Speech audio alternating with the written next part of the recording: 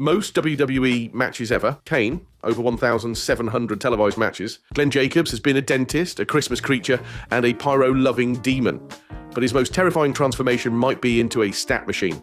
Kane holds the record for the most WWE matches ever, with over 1,700 televised bouts. That includes squash matches, gimmick matches, Royal Rumbles, and whatever that thing with the Katie Vick storyline was. Kane debuted in 1997 and somehow never stopped showing up. He was there in the Attitude Era, he tag teamed with Daniel Bryan in the PG era, and he was still choke-slamming people in the era of TikTok. He's wrestled more than John Cena, Randy Orton, and The Undertaker combined. The most incredible part? He did it all while still finding time to become the mayor of Knox County, Tennessee. Imagine doing 3 Hell in a Cell matches and then sitting through a budget meeting. Kane is the Forrest Gump of WWE, quietly running through every era, always on fire. The big red machine wasn't always the main event, but he was always there, and in wrestling, showing up is half the war. Most WWE losses ever. The Miz, 1,280 plus losses. You don't rack up 1,280 losses without commitment. The Miz holds the record for the most losses in WWE history. And no, that's not a typo. Over 1,200 televised defeats. That's not just taking L's, that's becoming fluent in them. And yet, The Miz isn't some enhancement talent from the mid-card shadows. He's a multi-time world champion, main evented WrestleMania, and somehow still gets more TV time than half the roster, which makes this record even more surreal. He's lost more matches than Kane, the Brooklyn Brawler, and Ziggler combined, it feels like, but still walks into every arena like he owns the place. But that's The Miz. He'll lose tonight, get roasted on commentary, and show up next week in a tailored suit like nothing happened. It's almost impressive. He's the guy who made mediocrity into a character trait and losing into a branding strategy. Because in WWE, it's not always about how many times you win, sometimes it's how many times you lose, and still end up hosting WrestleMania. Oldest WWE champion, Vince McMahon, 54 years old. Yes, this happened. Vince McMahon, owner, announcer, bodybuilder, walking HR violation, became the WWE champion at the age of 54. In September 1999, during the peak of the Attitude Era's fever dream, Vince pinned Triple H on an episode of SmackDown to win the title. And no, it wasn't a technicality. He actually bled, threw chair shots, and took bumps like a man who didn't understand the concept of insurance. It wasn't for glory, it was for ratings. WCW was still breathing, and Vince decided the best way to kill them was to put himself over. And somehow, it kind of worked. The crowd popped, the internet exploded, and Vince got to stand in the ring holding the belt he created, like Thanos smiling at his own infinity gauntlet. Of course, he vacated it immediately after. Even in kayfabe, there were some lines you couldn't cross. But by then, the point was made, no one in wrestling commits to chaos quite like Vincent Kennedy McMahon, not Flair, not The Undertaker, not even Hogan. Vince did it first, Vince did it last, and Vince somehow made it work. It wasn't about glory, it was about chaos. And nobody has committed harder to corporate chaos than Vincent Kennedy McMahon. Most gimmick changes. Charles Wright, 5+ gimmicks. Papa Shango. Kama, the supreme fighting machine. Kama Mustafa, the godfather, the good father. Charles Wright didn't just reinvent himself. He lived through more gimmick changes than most mid-carders have matches. He was a voodoo priest who cursed opponents with black goo, an MMA fighter before the UFC even had gloves, a militant in the Nation of Domination, a party-loving pimp, and then a reformed moralist who joined the anti-fun brigade known as Right to Censor. That's not a career arc. That's a WWE-themed fever dream. Each persona had its moment. Papa Shango was terrifying if you were 9. Kama tried to be serious in an era where clowns still wrestled. The Godfather, he was lightning in a bottle. Controversial, ridiculous, unforgettable. That entrance theme still lives rent-free in fans' heads. And Pimpin' Ain't Easy somehow became catchphrase material on PG television. Wright never chased titles, but he won the crowd. And for a guy who was once covered in skull paint and fake blood, that's probably the most wholesome twist. Shortest match in WWE history, 1.8 seconds. On September 4th, 2000, Raw is War witnessed a moment of chaos so brief it barely qualified as television. Jerry Lawler and Chris Jericho defeated Taz and Naked Mideon in exactly 1.8 seconds, making it the shortest match in WWE history. Not the shortest segment, the shortest match. Bell rings, punch lands, pinfall, bell rings again. You could have blinked and missed it, and probably did. This wasn't a squash match, this was a blink and they won match. There was no time for strategy, no dramatic kickouts, not even a lockup. Just pure, concentrated wrestling nonsense. And yes, Naked Mideon was a real gimmick. WWE gave a guy a trench coat and said, oh, go out there and traumatize people. The Rock's 1.9 second squash of Eric Rowan at WrestleMania 32 may get more press, But technically, this tag team match was faster, by a full 1/10 of a second. In WWE, that's enough to make it a record. So next time a match drags on too long, just remember, once upon a time, WWE wrapped it up before the theme song even finished. Most heel face turns. Big Show, 30 plus turns. There's a running joke in wrestling that Big Show turns heel and face more often than a light switch. And it's not a joke, it's a record. Over 30 character turns. He debuts as a monster. 3 weeks later, he's smiling. A month after that, he's crying. Then suddenly, he's throwing people off buildings again. No wrestler in history has been booked with less emotional consistency. He went from choking John Cena to dancing with him in the same year. The whiplash wasn't just for fans, it was for Big Show too. At one point, even he lost track, and yet it sort of worked. He was never stuck. Every few months, he'd press the reset button, and WWE would repackage him as whatever they needed. Giant, veteran, comic relief, sure. The most 24/7 title reigns, R-Truth, 50 plus times. At the height of the 24/7 title chaos, there was one immovable force, R-Truth, hiding in plain sight, sometimes in a bush, sometimes in a wedding dress, sometimes disguised as Carmella's twin. He won that belt over 50 times. That's not a typo. Sometimes twice in the same segment, sometimes while asleep, one time at a golf course, another time at a hotel room, in full pajamas, getting pinned by a referee disguised as room service. And he loved every second of it. While other wrestlers were chasing titles for legacy or prestige, R-Truth was chasing chaos. The 24/7 title wasn't just a belt, it was a running gag, a sketch show, and somehow a career renaissance. He made that green belt mean more than some real championships. Not because it had stakes, but because it had him. And he didn't just hold the title, he elevated it with every ridiculous win. Truth wasn't chasing gold, he was chasing punchlines, and somehow he caught all of them without ever breaking character. And then he pinned the character, because of course he did. Weirdest WrestleMania match, Big Show versus Akebono, Sumo match. WrestleMania has featured ladder matches, Hell in a Cell, cinematic brawls, and once, sumo wrestling. At WrestleMania 21, in a decision that likely started as a dare, WWE booked a legitimate sumo bout between Big Show and Japanese sumo legend Akebono. This wasn't a wrestling match dressed up like sumo, it was the real deal. They wore traditional mawashi, they performed the salt ceremony, they stared each other down like it was the Yokozuna Grand Tournament in Las Vegas. Then Akebono picked up Big Show, who is not small, and tossed him out of the ring like a malfunctioning Roomba. No punches, no chokeslams, just gravity and cultural exchange. The match lasted less than 2 minutes and produced more confused silence than actual cheers. But here's the thing, it worked in the weirdest possible way. Vince McMahon saw a 500-pound man and thought, what if traditional Japanese wrestling? And no one stopped him. It wasn't good, it wasn't meant to be. It was WrestleMania, where spectacle always outweighs logic. Most times, fired Kevin Owens. Most people get fired once and don't come back. Kevin Owens, he's been fired so many times, his HR file probably needs its own zip code. Fired by Shane McMahon. Fired by Stephanie. Suspended by Triple H. Quit once. Just to come back with a new entrance theme and slightly more rage. Owens turned being unemployed into a recurring gimmick.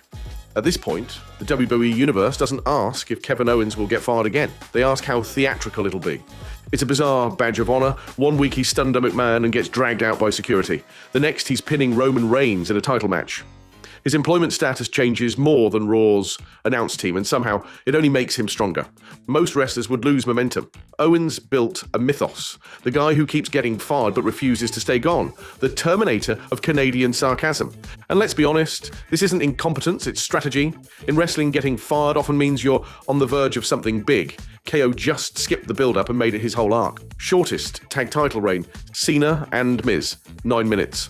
At WrestleMania 27, John Cena and The Miz weren't just rivals, they were also, for 9 deeply uncomfortable minutes, the WWE Tag Team Champions. On the Raw before the show, in a move that screamed creative scramble, they were forced to team up against the core, somehow managed to win, and then immediately lost the belts right back in a rematch. 9 minutes.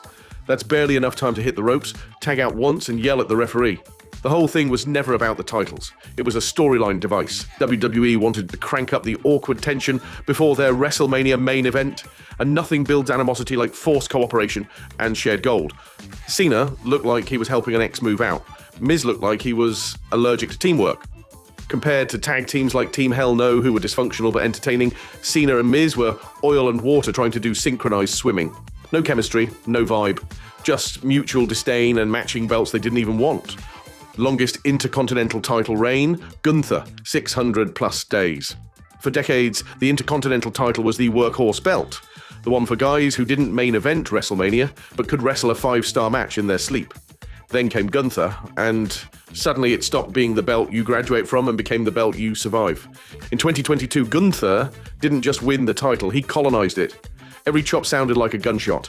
Every opponent walked out looking like they lost a bet. His matches were clinics in controlled brutality, mixing old-school stiffness with the pacing of a high-speed car chase. No flash, no flips, just cold Austrian violence. He held the title for over 600 days, breaking the honky-tonk man's decades-old record, while never once pretending to play the guitar.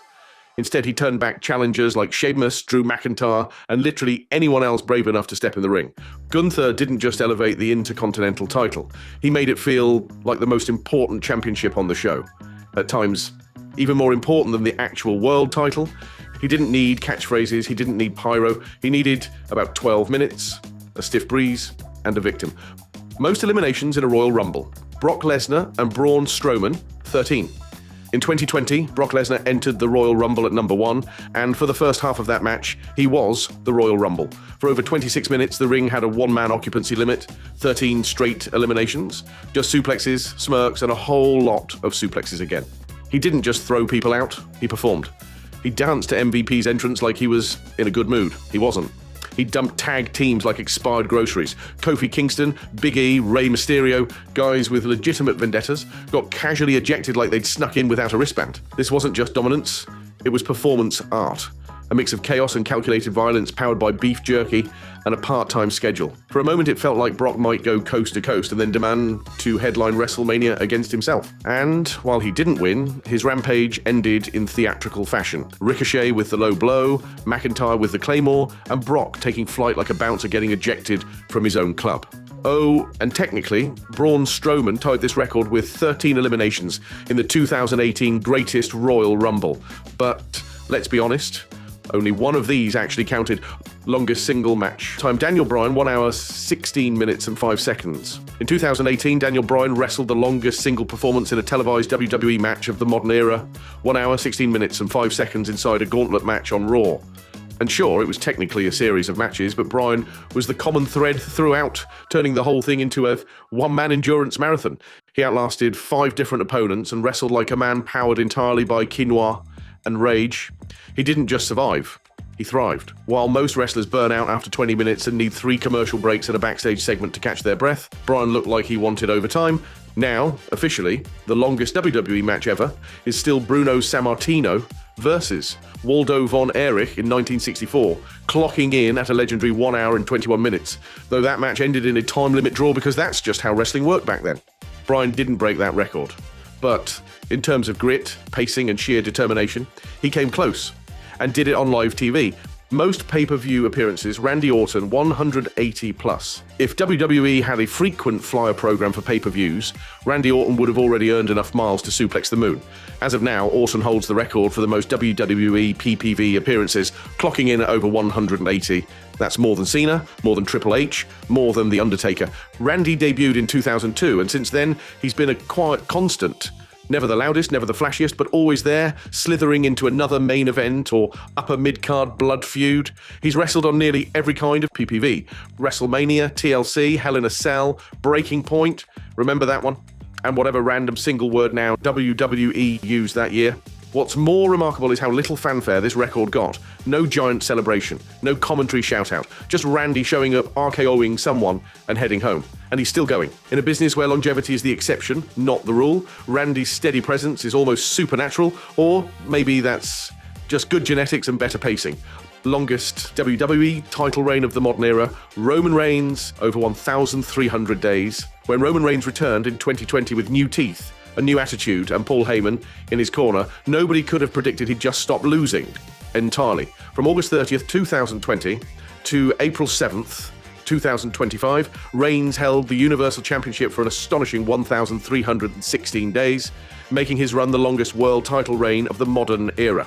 For context, Roman won the title before the Tokyo Olympics were postponed, before Tiger King, before Vince McMahon retired, unretired, and got bought out. He outlasted pandemics, the Thunderdome, and at least 5 people WWE tried to turn into the guy. What started as a polarizing heel turn evolved into the Bloodline saga, one of WWE's most ambitious and emotionally complex stories ever told. And underneath all the drama was this increasingly ridiculous truth. Roman Reigns could not be beaten. Not just in storyline, actually. Fans waited for Drew, Sammy, Cody, anyone. But for nearly 4 years, the title was glued to him. It finally ended at WrestleMania 40. But by then, Roman wasn't holding the belt. The belt was holding Roman hostage. Most WrestleMania main events, Roman Reigns, 10. Speaking of Roman, he also holds another absurd stat. As of 2024, Roman Reigns has headlined WrestleMania 8 times. That's more than Hulk Hogan, more than Shawn Michaels, more than anyone not named WrestleMania. Roman went from being booed out of buildings at Mania 31 to owning the event like it's tribal land.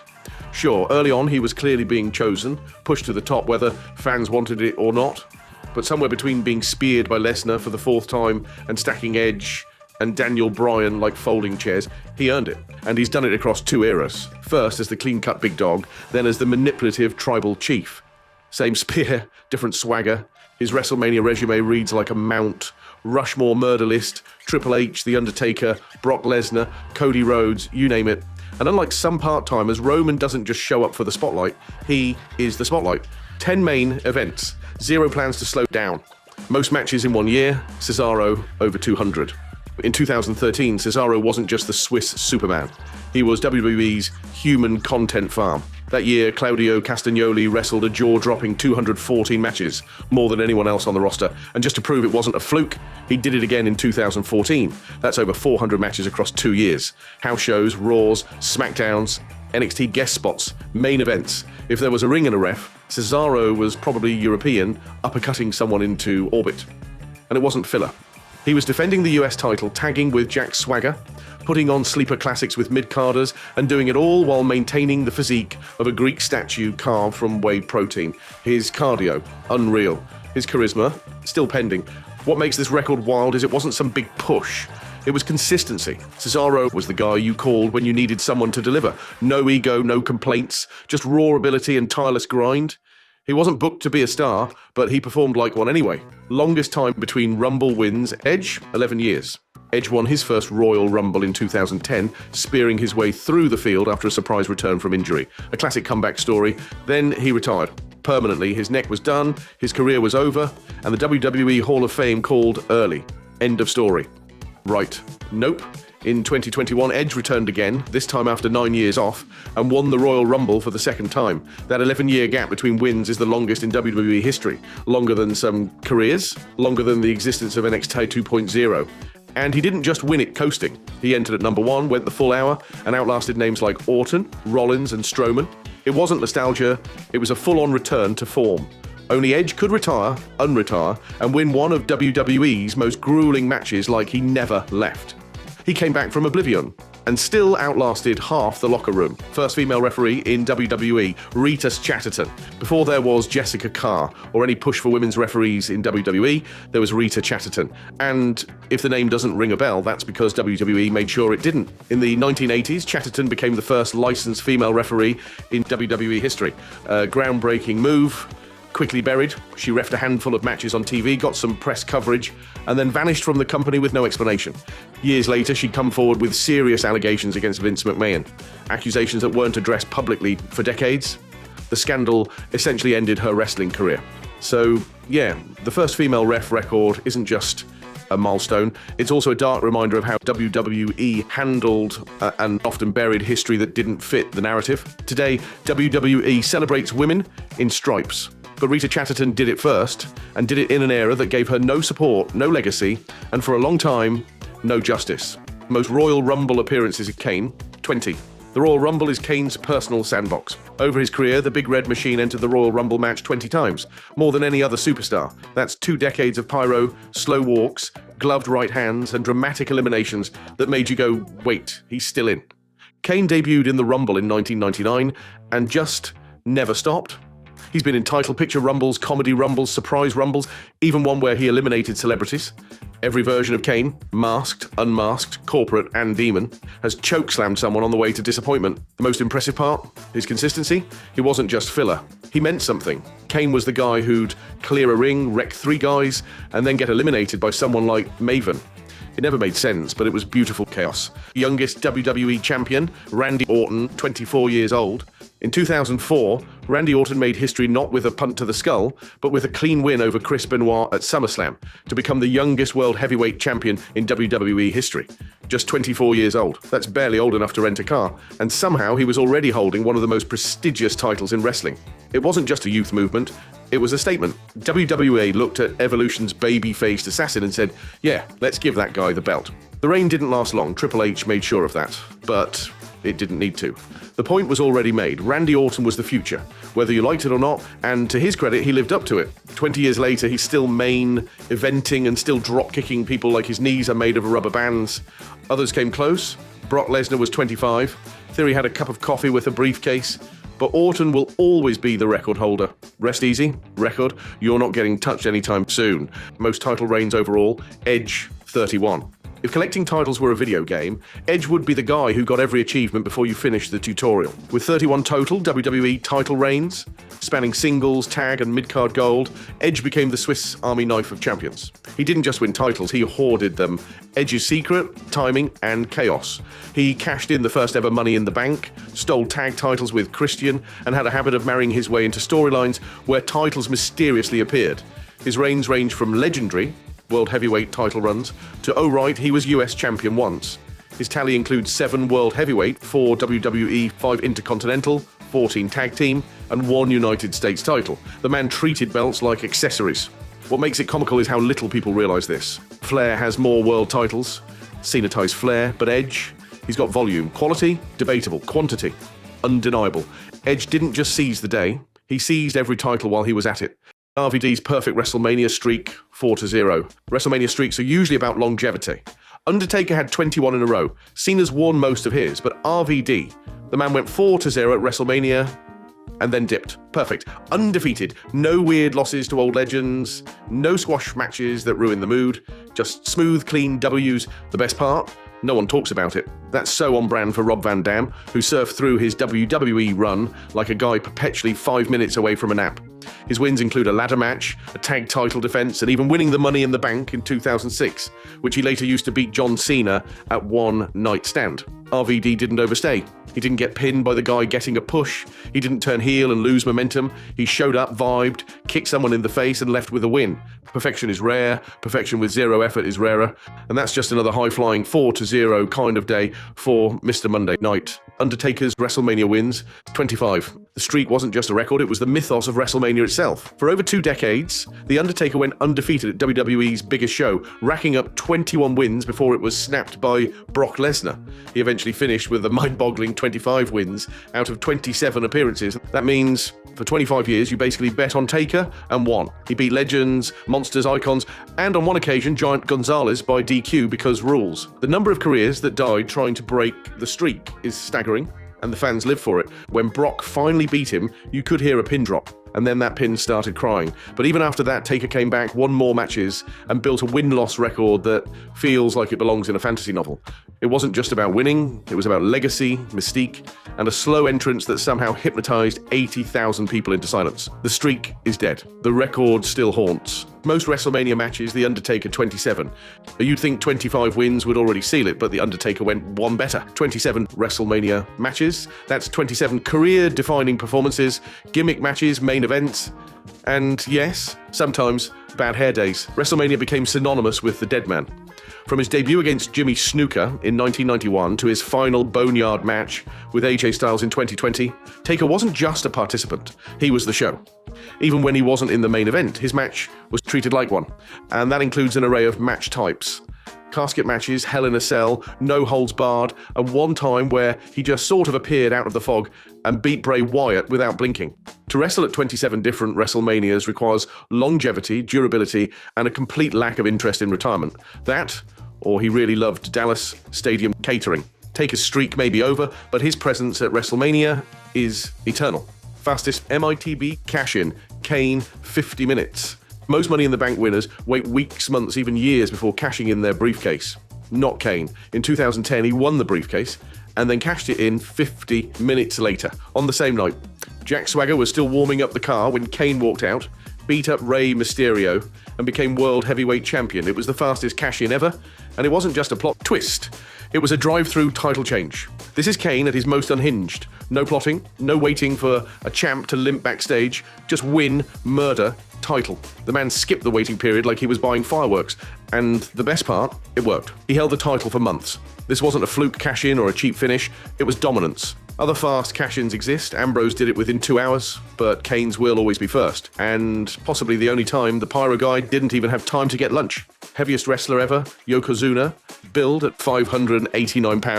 Yokozuna's billing at £589 wasn't just heavy, it was legendary. He wasn't just a super heavyweight, he was the heavyweight.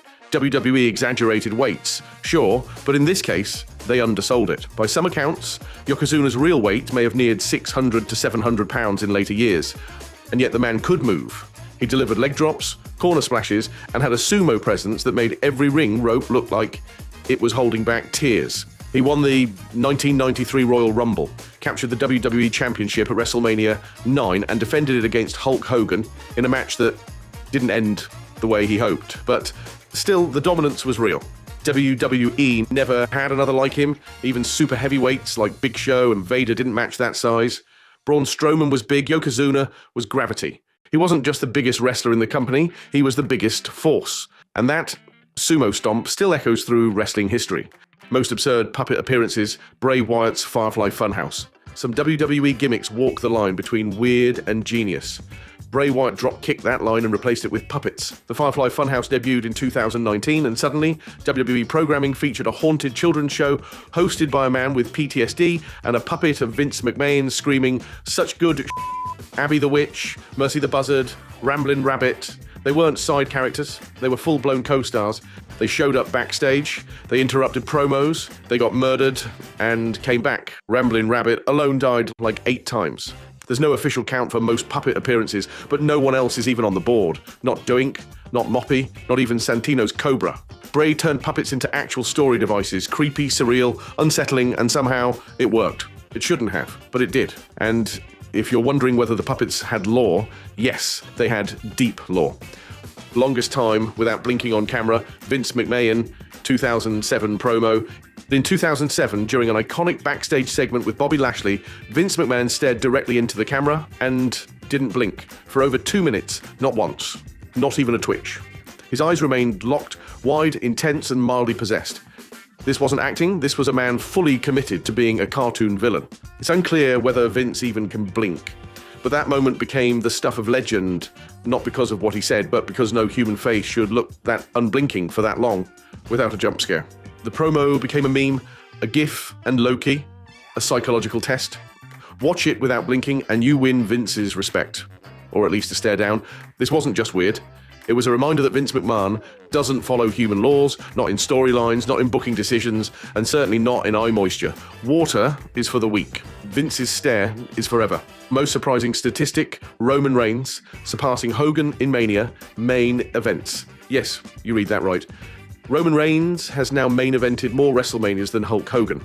8 and counting. Hogan was WrestleMania in the 80s. He main evented the first, then the second, third, fifth, sixth, seventh, and eighth.